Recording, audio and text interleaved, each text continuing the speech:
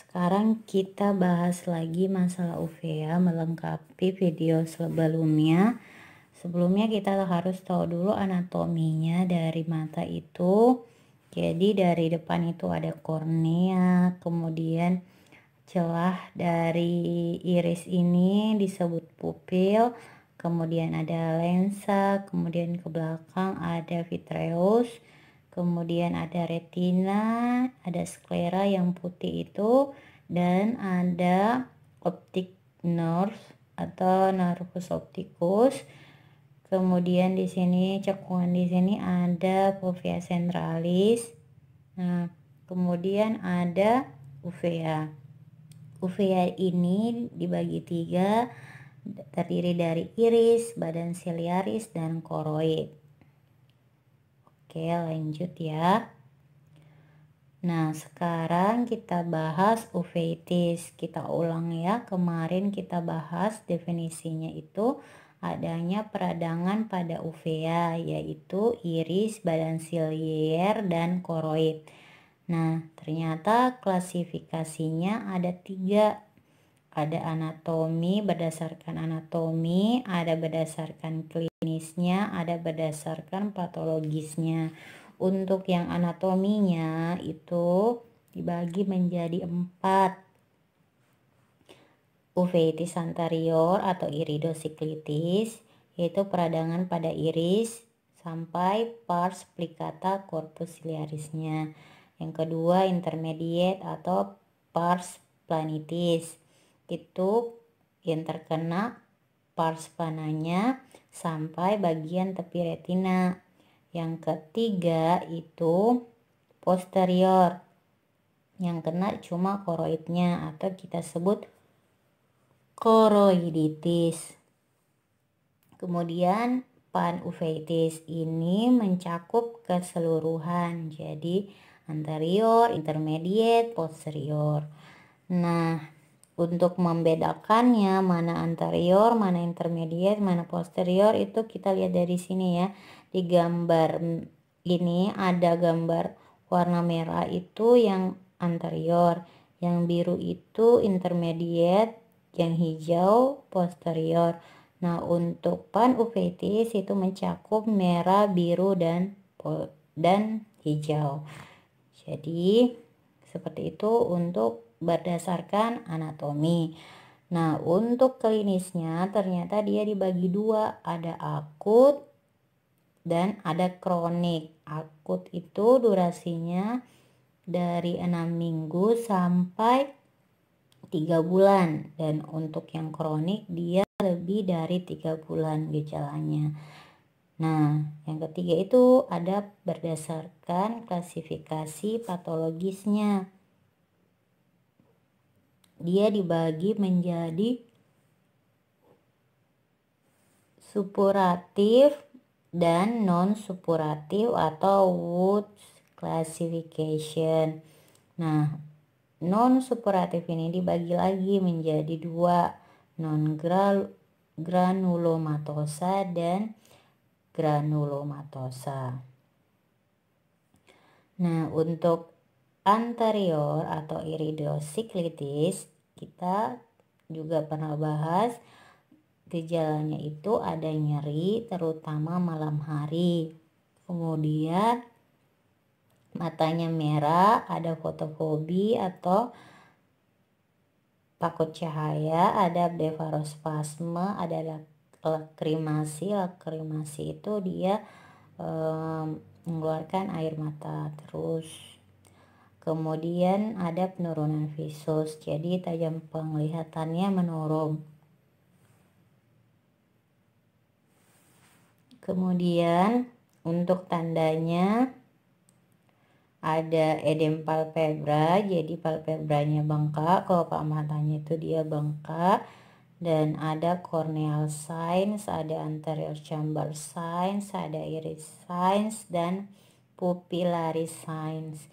Yang khas dari corneal sign itu ada keratik precipitat. Kemudian keratik precipitat ini yang bintik-bintik putih yang menempel.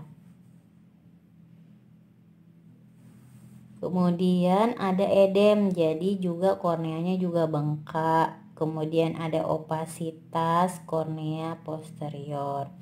Nah, untuk anterior chamber sign-nya atau kamera okuli anteriornya itu ada aqueous-cell, ada flare. Nah, ini dilihat dengan tindak phenomenon. Nah, di sini juga di kamera okuli anteriornya itu biasanya didapatkan hipopion atau nanah, hifema atau darah. Kemudian ada perubahan dari kedalaman dari sudut anterior chambernya. Nah, untuk irisannya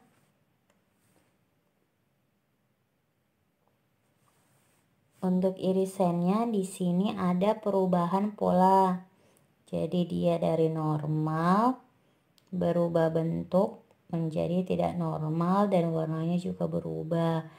Jadi kadang juga ditemukan ada iris nodul atau kope nodules dan busaka nodules. Nah, ada juga didapatkan sinekia posterior, jadi dia irisnya menempel di belakang.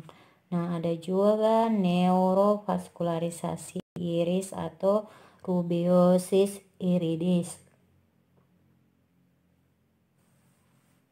Kemudian untuk papillaris sign-nya ini ada miosis, jadi pupilnya itu mengecil, kemudian tidak teratur, irregular, ada enteropion, kemudian tentu saja karena pupilnya juga tidak baik bentuknya, refleksnya pun bisa menghilang.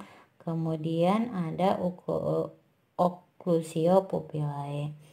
Nah, untuk terapinya kemarin kita sudah bahas, yang topikal itu ada mydriatic cycloplegic drugs, atropin sulfat, cyclopentolat. Kemudian kortikosteroid itu bisa dexamethasone, betamethasone, hidrokortison, prednisolon. Nah, bisa juga diberikan antibiotik.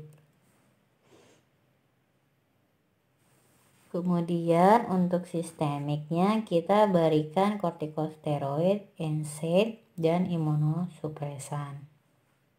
Nah, di sini dari gambarannya kita dapatkan untuk dari konjungtivanya ya, ini mata putihnya terdapat injeksi.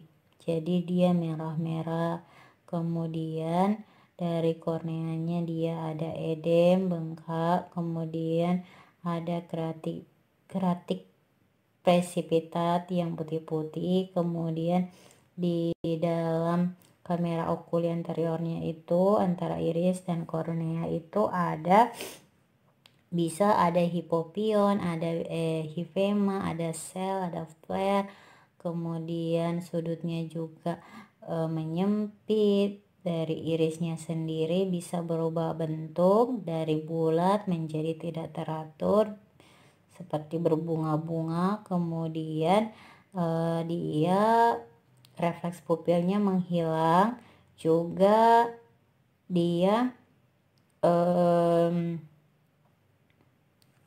pupilnya miosis atau menyempit. Nah, selanjutnya ada ditemukan busaka nodul dan kope nodul pada irisnya. Jadi ini yang bulat-bulat, yang putih-putih itu. Kemudian ini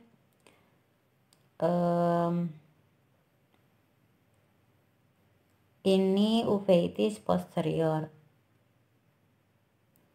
Nah, kalau untuk uveitis posterior itu ada penurunan visus, ada fotopsia, sensasi bintik hitam melayang di depan mata,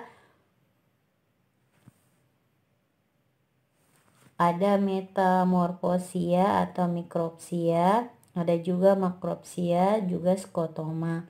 Untuk tandanya ada opasitas vitreus, patch of choroiditisnya itu ada fase aktif dan fase atrofi. Nah, untuk fase aktifnya di sini area peninggian berwarna putih kekuningan dan batasnya tidak tegas. Kalau fase atrofinya itu atau penyembuhan, dia sudah area putih kehitaman dan batasnya sudah tegas. Nah, terapinya di sini non spesifik, kita kasih kortikosteroid, kasih yang topikal aja dan bisa juga sistemik. Kemudian dikasih imunosupresan. Yang spesifiknya kita cari penyebabnya. Misalnya karena penyebabnya toksoplasmosis atau tuberkulosis, bisa juga karena sifilis. Nah, ini dia bentuk dari korioretinitis. Jadi parah. Oke, sekian itu tambahan dari video uveitis. Semoga bermanfaat. Maaf ya, udah agak ngantuk. Terima kasih, semangat belajar.